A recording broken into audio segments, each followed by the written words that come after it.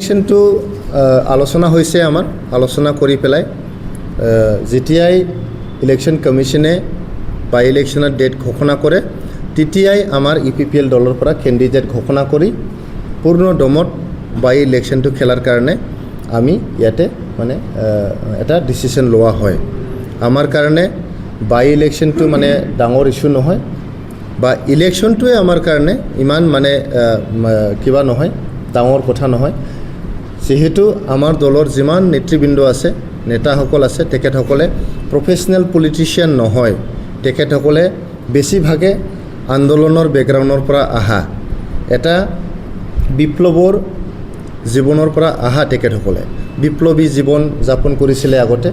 এতিয়া আমাৰ বড়োলেণ্ড অঞ্চলৰ বা আমাৰ অঞ্চলৰ যিখিনি ৰাজনৈতিক, সামাজিক, ডেভেলপমেণ্টেল বা আমাৰ ইথনিক এছপিৰেশ্যনছ, লিংগুইষ্টিক এছপিৰেশ্যন, যিমান এছপিৰেশ্যনছবোৰ আছে এইবিলাক ফুলফিল কৰিব পাৰে নেকি বুলিহে তেখেতসকলে ৰাজনীতিত আহিছে।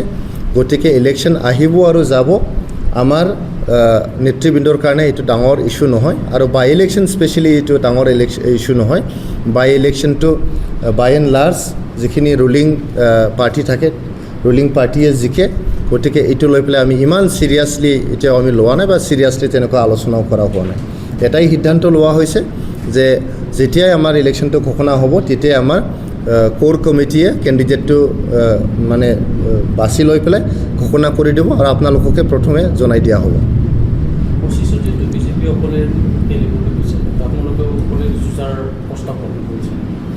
2025 চনটো এতিয়াও বহুত দূৰ আছে। এতিয়া আমি 2024 চনতে আছোঁ। 2024 আৰু 25ৰ মাজত এতিয়াও প্ৰায় এক বছৰৰ বেছি এটা গেপ আছে। তো 2025টো লৈ পেলাই আমি এতিয়াও আলোচনা কৰা নাই। 2025 অকল নহয়, 2026ও আছে, তাৰপিছত 2029 আছে, তেনেকৈ আহি থাকিব। 2030 আহিব, 31 আহিব। তো এতিয়া 2024ত আমি খালি 2024ৰ কথা পাতিম, 2025তহে আমি 2025টো ভাবিম। গতিকে আমি প্ৰেজেণ্ট ছিটুৱেশ্যনটো লৈ পেলাইহে বেছি মানে আমি আলোচনা কৰিছোঁ। আৰু যি কথা আজি ওলাইছে যে 2025 চনত ভাৰতীয় জনতা পাৰ্টীয়ে অকলে খেলিব বুলি, এটা মানে আপোনালোকৰ মানে মিডিয়াৰ জৰিয়তে আমি দেখা পাইছোঁ। ইয়াতে আমাৰ একো ক'বলগীয়া নাই। আমি এতিয়াও মানে এইটো বিষয় লৈ পেলাই কোনো মানে কিবাই কৰা নাই, চৰ্চাই কৰা নাই আমি ইপিপিএলে।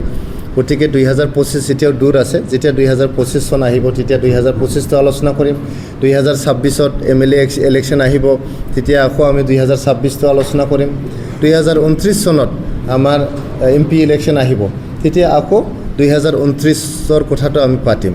গতিকে ইমান আগতীয়াকৈ 1.5 বছৰ আগত আমি মানে এইটো কথাটো পাতিব বিচৰা নাই। যিসকলে এইটো পাতিব বিচাৰিছে, ইয়াৰ বিষয়ে মাথা ঘামাইছে, তেখেতসকলে মাথা ঘামাই থাকক। কিন্তু আমি